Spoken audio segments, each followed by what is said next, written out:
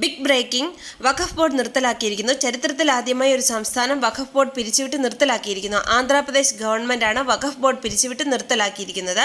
ആന്ധ്രാപ്രദേശ് മുഖ്യമന്ത്രി ചന്ദ്രബാബു നായിഡുവിന്റെ നേതൃത്വത്തിലാണ് ഈ വൻ അഴിച്ചുപണി നടന്നിരിക്കുന്നത്. ഇതിനോടകം തന്നെ മുസ്ലിം സംഘടനകൾ എതിർപ്പ് അറിയിക്കുകയും കേസ് കൊടുക്കുകയും കോടതിയിൽ പരിഹരിക്കണമെന്ന് അറിയിക്കുകയും ചെയ്തിട്ടുണ്ട്.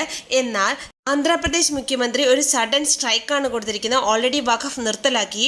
ഇതിൽ നിന്ന് മനസ്സിലാക്കാൻ സാധിക്കുന്ന കേന്ദ്രം കൊണ്ടുവരുന്ന വഖഫ് ബോർഡ് അമെൻമെന്റ് ആക്ടിന് വഖഫ് ബോർഡ് ആക്ട് ഭേദഗതി വരുത്തുന്ന ബില്ലിന് അവരെ എതിർക്കില്ല എന്നുള്ളതാണ്. ഓൾറെഡി വഖഫ് ബോർഡിന്റെ കഥ അവർ കഴിച്ചു. ഇനി എന്തിനാണ് അവർ എതിർക്കുന്നത്? ആന്ധ്രാപ്രദേശിൽ ഏകദേശം ലക്ഷക്കണക്കിന് ഏക്കേഴ്സ് ഓഫ് ലാൻഡ് വഖഫിൻ്റെതാണ് എന്ന രീതിയിൽ നോട്ടീസ് അവർ ഓൾറെഡി കൊടുത്തു കഴിഞ്ഞു. അതുകൊണ്ടാവാം വഖഫിന് ഇവിടെ പണിപ്പാലും വെള്ളത്തിൽ കിട്ടിയത്.